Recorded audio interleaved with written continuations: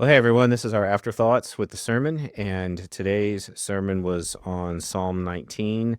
And Nick brought the message, and as we're looking at this, and I love Psalm 19. Actually, when we were doing our family devotions, we came to Psalm 19. I got kind of super jealous because Psalm 19 is like you got two major passages in Scripture. I don't want to hear it. What? I don't want to hear it because you get to preach next week, and it is one of my. You are getting the Which option one? to preach one of my favorite Psalms of all Which time, number? 23. Oh, I'm not preaching 23 though. Well, that's what I'm saying. You had the Okay. option to preach Okay. one of my favorite Psalms of all time, Okay. and so I don't want to hear it. So in Scripture, there's two major passages concerning general revelation. You know, the fact that the creation points to the Creator. Romans 1:20 is the one that teaches us and says that His invisible attributes have been clearly seen from what has been made. Psalms 19 is the passage that shows us rather than explaining. So these two go well together. So the first thing I sort of like grabbed a hold of, I was like, man, good special revelation or general revelation passage. Special revelation is what God reveals in Scripture. So just in case people like special are the things we could not know unless God had told us.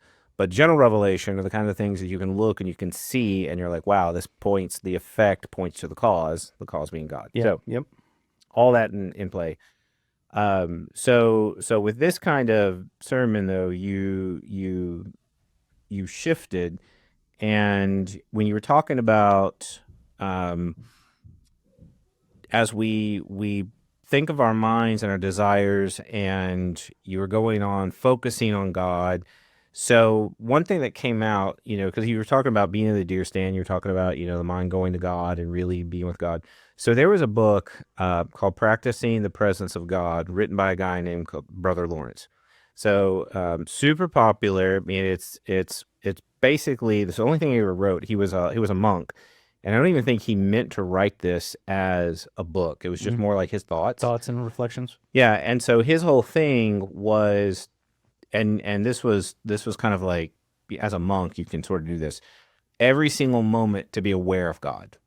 And so it made me think of this because even this morning during my devotions, I have a thing with devotion with the classics, and there was a completely different person who had that same mindset that every moment I'm going to be conscious of God. And he even says in his, he's like, I don't recommend this for everybody. Like it's almost, you can't do this. Okay. Like almost special calling. But what drew me in on this is that if that's almost the extreme, because like I said, it's easier for a monk who's just their life revolves around that. But we also know in our culture, we tend to just forget about God until, it's Sunday. Let's think about him again. What I thought about was when you're in nature, kind of like what you mentioned, it makes it easier. Nature becomes like a catalyst. But part of what I was thinking is that if you have to have a catalyst, there's almost that displays a weakness. That we should be able to have this mindset of God, and that going into nature, it is what's the word? And it's an intensive compared to in your regular life. Like if you're sitting in your cubicle, if you're an office worker, or you're whatever it is you're doing. It doesn't mean you can't be mindful of God. It doesn't mean that you can't, if you're on your hands and knees laying tile. So let me go for something I know nothing about.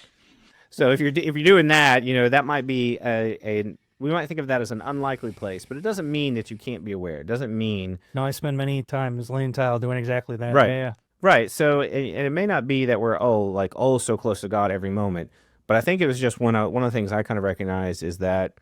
I think this is almost in some ways what we do at church. If I don't have this right music, I can't worship God. If I don't have this, I can't worship God. Yeah. And so I wanted to just make sure as we're thinking about this, it's not about just setting up the proper environment. The environment is a help, is an aid, but it shouldn't be dependent upon that. And I think, and I'm not saying you said that. I'm just saying these are. I hope that's not the message. No. That's not what you said. This is the afterthoughts. This is the extensions I had during. I'm writing these things down for sort of like realizing, and I'm just thinking about the people who are like that. They're like, I have to have these things in place, or I can't worship God.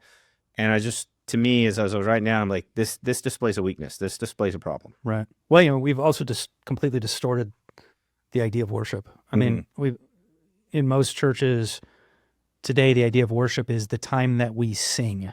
Mm-hmm. That's it.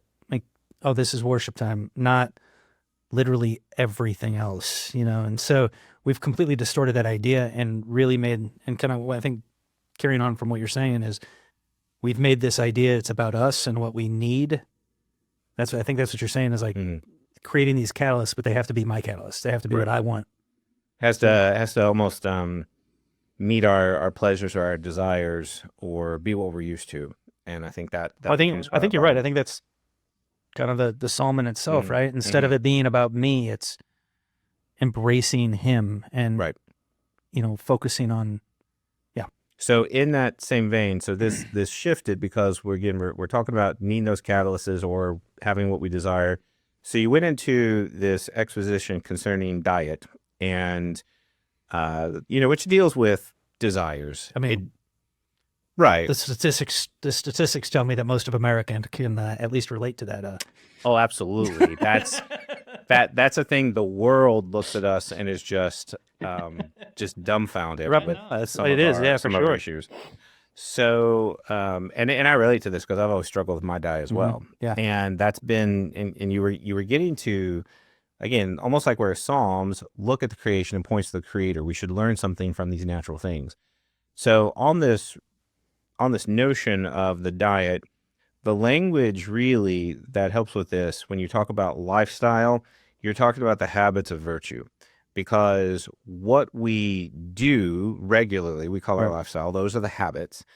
And so I started just sort of like realizing if you do what you need to do without embracing the good, you're going to hate what you're doing and you're going to oscillate. Kind of like what you were saying, that you kind of had that mindset, like, I know I need to eat better, so I'm going to make myself eat better, and I'm going to hate it every step of the way.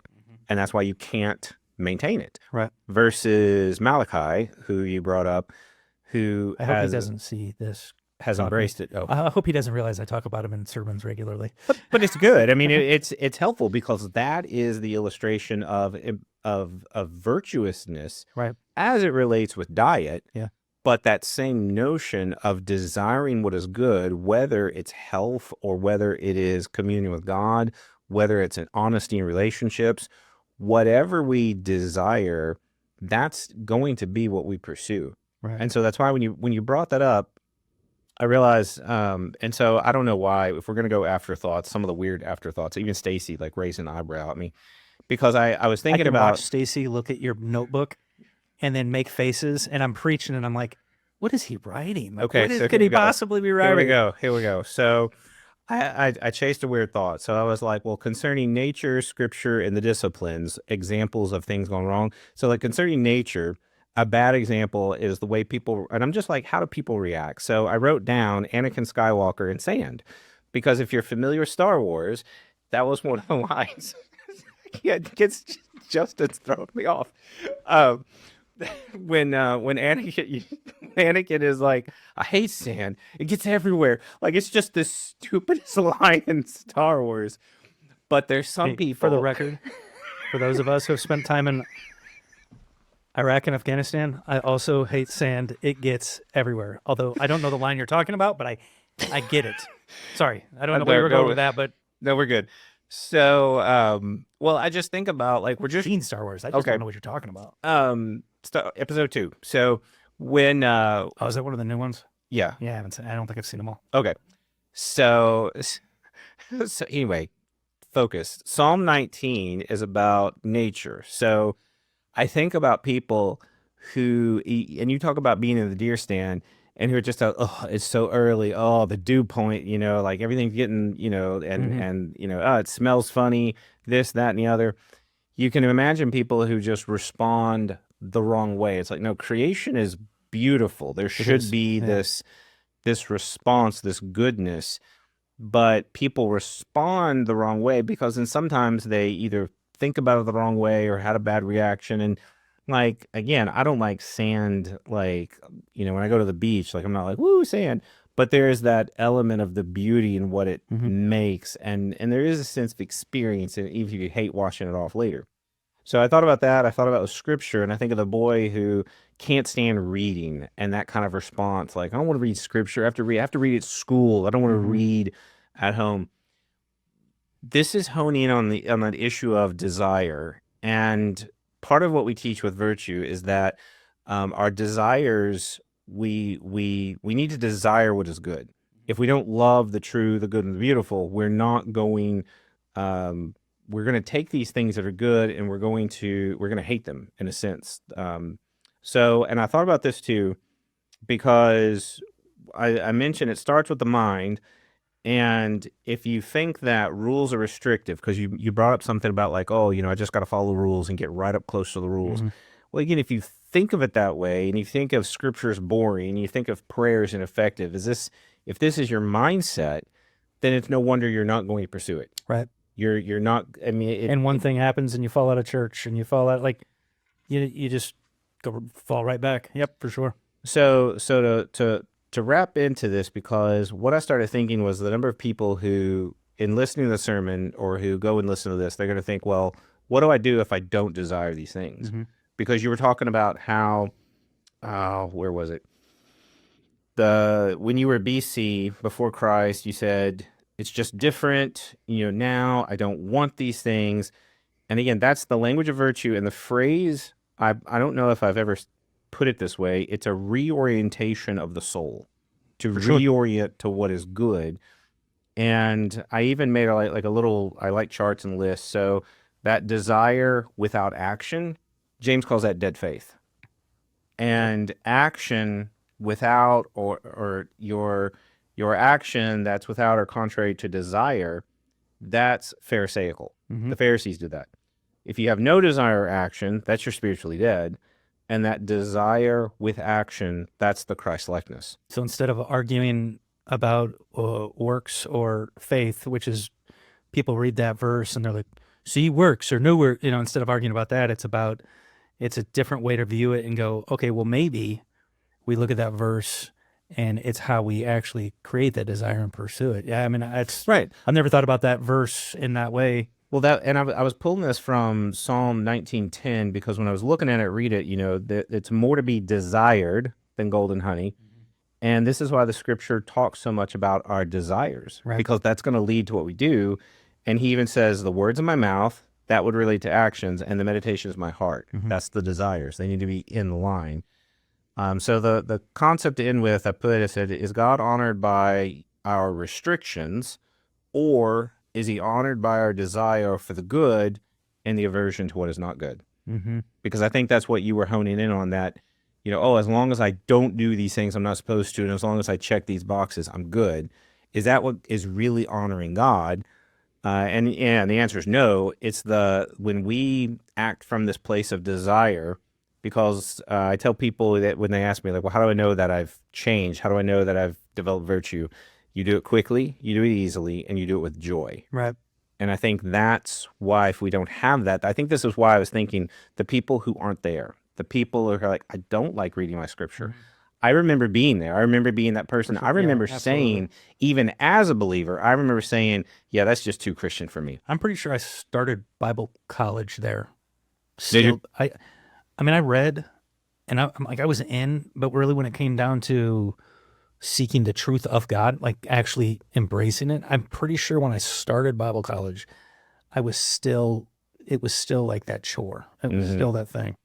Probably. Huh. I mean, and I've been there. I've been there myself. I've been there as a minister. It didn't take long.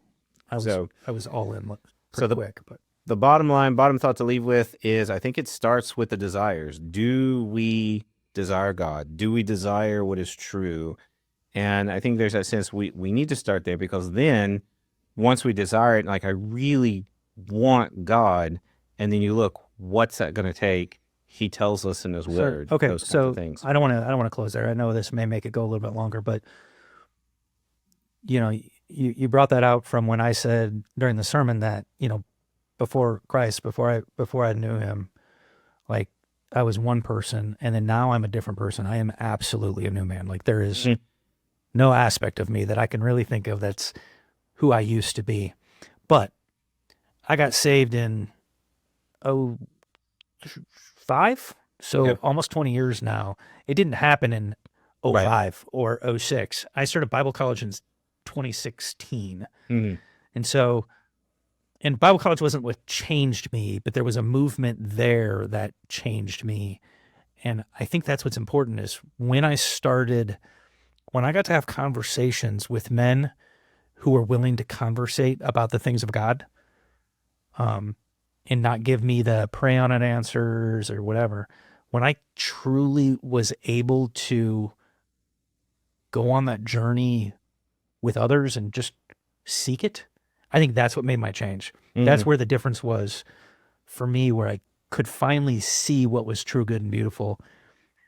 Before that, I couldn't even seek those things. I didn't know what those were. And so I don't want to just leave it at, it was just reading scripture, because it wasn't. It was dwelling on it. It was digging into it. It was actually talking to people who I could challenge. Being one of my professors, I had no problem challenging and really pushing back pretty hard, right? But I think that for me, and I'm not saying that's going to be for everybody, but for me, that my intellect is what was getting in my way. But as soon as I got to truly understand what was true, good, and beautiful, I didn't even know I'm going to be honest, I didn't even know what to go after. And that's why, even in the language of virtue, we say virtue must be caught from someone, taught, you got to know, and sought. Right. But the spiritual life is the same thing. Yeah, you sure. you have to be willing to. You need people to catch it from. It's the model of discipleship, right? You need somebody to teach you, and you also, if you don't have that desire, like even if you don't know what to desire, even if you don't have desire, you're not going to go. So, Nick, thank you for the sermon. Appreciate it. All right. Looking forward to seeing what comes as we finished Psalm 21, and so we only have 139. Yeah, 29, something like that. I can't. Math's hard. Math is hard. So, until next time. All right.